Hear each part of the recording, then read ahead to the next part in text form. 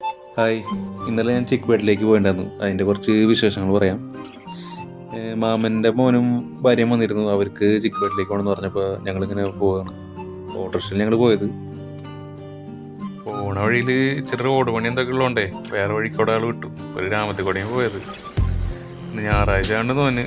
എല്ലാ കടകളൊക്കെ അടവാണ് ഗ്രാമത്തിൽ, കണ്ടില്ലേ. പിന്നെ വെച്ചാൽ ഇവിടുത്തെ ബ്ലോക്കിനെ പറ്റി പറയേണ്ട ആവശ്യമില്ലല്ലോ. ഭയങ്കര ബ്ലോക്കിനൂടെ ഇവിടുത്തെ ബ്ലോക്കിലൊക്കെ ഇടുന്ന 2-3 മണിക്കൂറൊക്കെ ഇപ്പോൾ കിടക്കേണ്ടി വരും. അങ്ങനത്തെ ബ്ലോക്കാണ്. എൻ്റെ ഒരു അഭിപ്രായത്തിൽ ഇവിടെ കാറിനേക്കാൾ നല്ലത് ഓട്ടോറിക്ഷ തന്നെയാണ്. കാരണം എന്ന് വെച്ചാൽ കാറാണ് അവിടെ എടുക്കും, പക്ഷേ ഈ ഓട്ടോറിക്ഷക്കാർ എങ്ങനെയെങ്കിലൊക്കെ എടുത്തെടുത്ത് ഇങ്ങനെ പൊക്കോളും.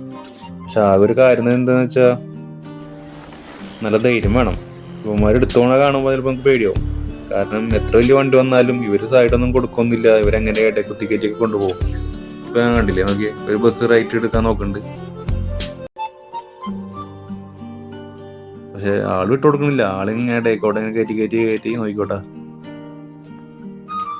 എടുത്തു പോണ്. അത്രേ ഉള്ളൂ. ഇവരങ്ങനെയാണ്. അങ്ങനെ ഞങ്ങൾ മെയിൻ സിറ്റിയിലേക്ക് എത്താറായിട്ടുണ്ട്. ലുക്കൊക്കെ മാറി കണ്ടില്ലേ, മരങ്ങളൊക്കെ ആയിട്ട്. ഇവിടെ ഈ ട്രാഫിക്കും വേറെ എന്ത് പ്രശ്നം ഉണ്ടായാലും ഈ റോഡിന് ചുറ്റും നിറച്ചിങ്ങനെ മരങ്ങൾ നിൽക്കണോണ്ടേ ഇതിൽ കൂടെ ഒക്കെ സഞ്ചരിക്കുമ്പോൾ വല്ലാത്തൊരു ഫീലാണ്.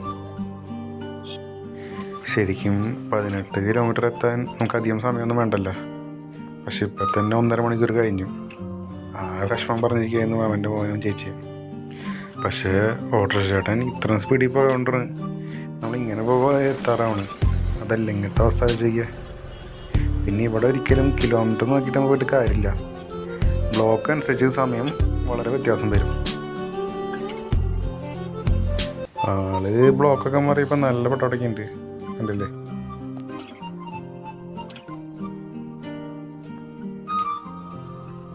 അങ്ങനെ ഞങ്ങൾ ചിക്ക്പേട്ടിലേക്ക് എത്തി. കണ്ടില്ലേ, സൈഡിലൊക്കെ ചെറിയ ചെറിയ കച്ചവടങ്ങളൊക്കെ നടക്കുന്നുണ്ട്. അപ്പോൾ അതേ തിയേറ്ററിൽ ഒരു കന്നഡ നടക്കുന്നുണ്ട്. കന്നഡ മനസ്സിലാവാത്തതുകൊണ്ട് ഞാൻ വായിക്കാൻ തന്നില്ല. അവിടുത്തെ തിരക്കണീ കാണുന്നത് കണ്ടില്ലേ, നല്ല തിരക്കാ. പേഴ്സൊക്കെ ഉണ്ടെങ്കിൽ ഒന്ന് ശ്രദ്ധിച്ചോ, ചിലപ്പോൾ പറയാൻ പറ്റില്ലല്ലേ, ഈ തിരക്കല്ലേ. പോക്കറ്റ് അടിക്കാനൊക്കെ ചാൻസ് ഉണ്ടേ. അപ്പോൾ ചേച്ചിനോട് ഞാനൊരു വീഡിയോ എടുത്ത് തരാൻ പറഞ്ഞു. അൺഎക്സ്പെക്റ്റഡ് ആയിട്ട് നടക്കുന്ന ഒരു വീഡിയോ, അതാണ് ഉദ്ദേശിച്ചത്. ഇങ്ങനെ ഇങ്ങോട്ടൊക്കെ വെറുതെ നടന്നു തുടങ്ങി.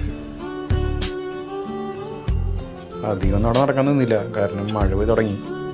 മഴ തുടങ്ങിക്കഴിഞ്ഞാൽ പെട്ടെന്ന് സിറ്റിയിലൊക്കെ വെള്ളം കയറും. പിന്നെ ഓട്ടോറിക്ഷ കിട്ടാനൊക്കെ നല്ല പാടാണ്. ഞങ്ങൾ നേരെ തിരിച്ചു. എന്നാ ശരി.